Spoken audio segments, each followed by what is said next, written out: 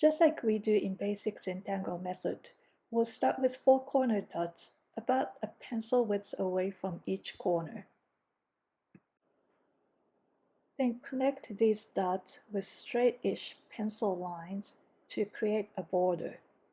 You can see how I'm turning my tile to make this process easier for my hand. Also, this helps me to have more consistent lines.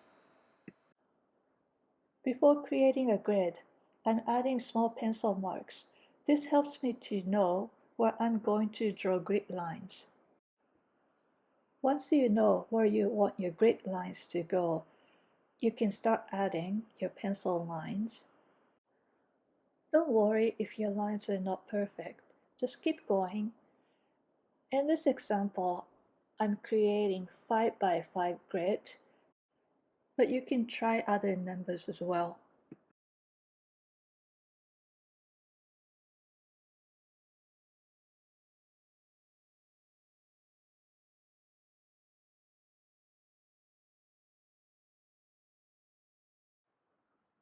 Once you have your grid, you're going to add a few more squares on top of it.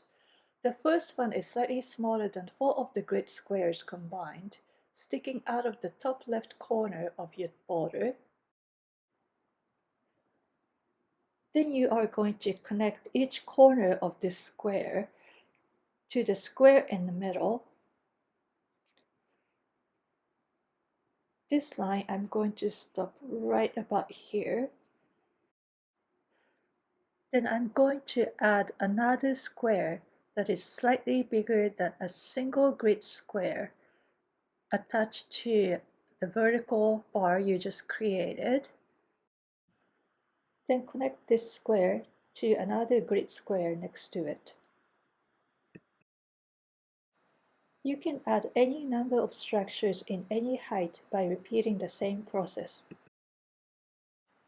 Let's just add one more right here.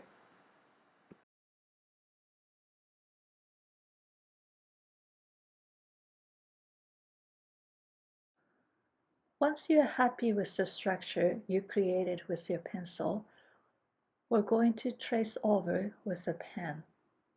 Starting with the biggest square,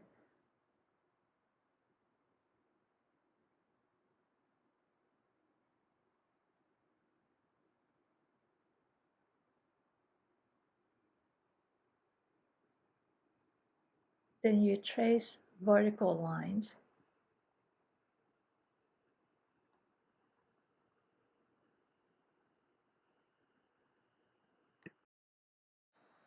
And all the other structures you created with your pencil.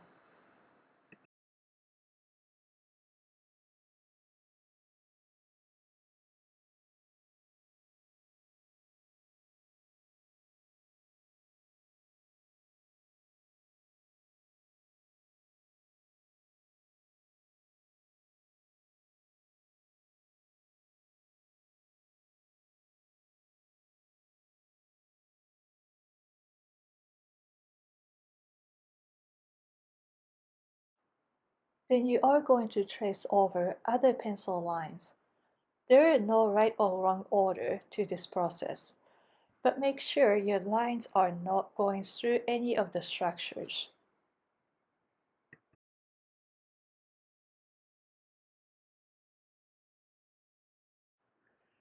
Then you start filling each square with a tangle called a mingle. I suggest you start with a square that is not partially hidden.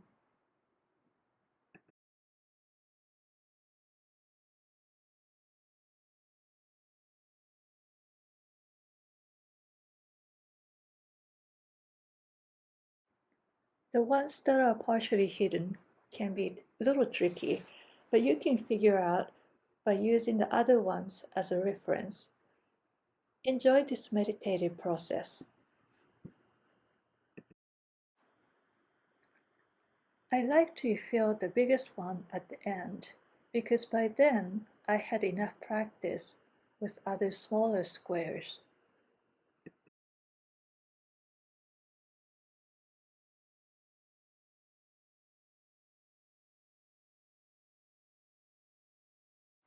At this point, you can erase some of the lines that are no longer needed.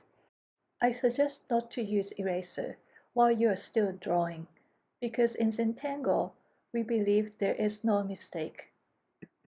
And shading is also a part of Zentangle method.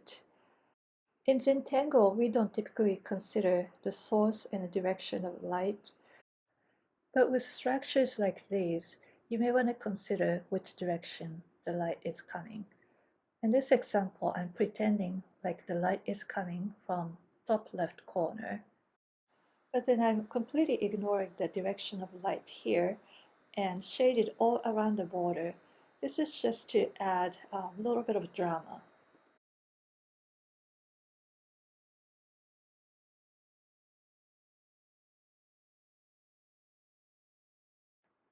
You can also add imaginary shadows created by these tall structures. And don't forget to add your signature. There you have it. Thank you for watching.